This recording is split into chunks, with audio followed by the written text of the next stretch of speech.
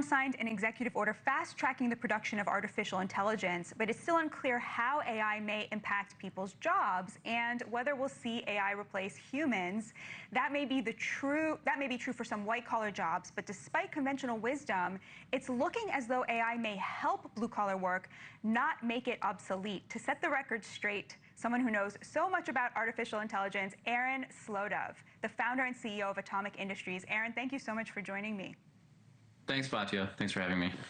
So you just put on this incredible reindustrialized summit in which I was becoming utterly convinced that AI and robotics were not going to make workers obsolete, but were only going to enhance their capabilities and fast-track them into the American dream. And then this happened. Let's shake hands. This is the shot. Are you ready? Yeah, I'm ready. I'm over here. Can you come to me? This robot is made by a company called Foundation, and its name is Phantom. We're obviously doing a live experiment. There we go. Palmer's moving me. We're shaking hands. There we go. The future is here. So that was actually Palmer Luckey talking through the robot. Obviously this was a very incredible feat. Tell us a little bit about how you see this question. Convince our viewers that they shouldn't worry that robots are coming for their jobs. Sure. I mean, to be frank, the way that I view AI is mostly like a tool, right? We don't want to necessarily outsource human creativity or intelligence to a machine, but using AI as a tool or a force multiplier, right, is a huge advantage. And so I think a lot of what we hear about actually comes down to the people that learn to use this new tool versus those that don't ultimately, right? And the question ultimately becomes, how quickly can you learn a new skill or become a force multiplier through AI? There's a lot of different angles that you can, take with this, whether it's blue collar work, white collar work, whatever.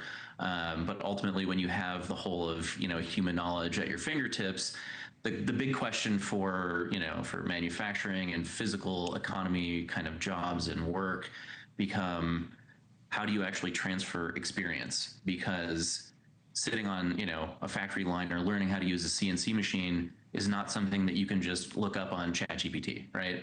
This is something that you learn with repetition and experience. So there's still something, to this formula, that the experiential learning component of that is not something that just magically transfers because you can, access an AI. So give us an example, like how would a welder use AI in order to improve their work? Sure. So in analysis, right, being able to understand, just like on an X-ray, how a doctor can look at your bones or your body and understand through training where they can actually pinpoint a problem. We have AI that can actually, do the same kind of inspection on radiographs, whether it's in a human body or in a weld somewhere.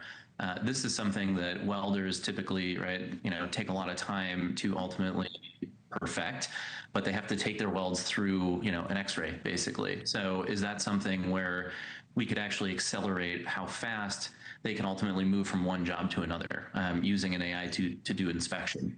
So there's all kinds of great tools like that that can be applied in a manufacturing setting.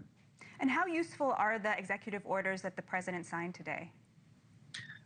I mean, time will tell, obviously. This seems to be a pretty monumental flag in the ground, planting us, as the AI superpower of the world. So in terms of, innovation, infrastructure, and international policy, I think that a lot of these are really positive signs moving forward.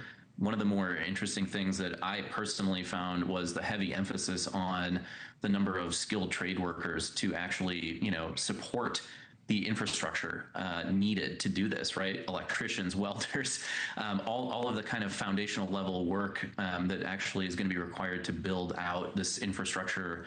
And then obviously the huge emphasis on energy as well. So I think it's a really monumental step towards taking this stuff a lot more seriously and a pragmatic set of steps as well. Thank you for watching. Subscribe below and download our NewsNation app right now on your phone, and you will get fact-based, unbiased news for all Americans.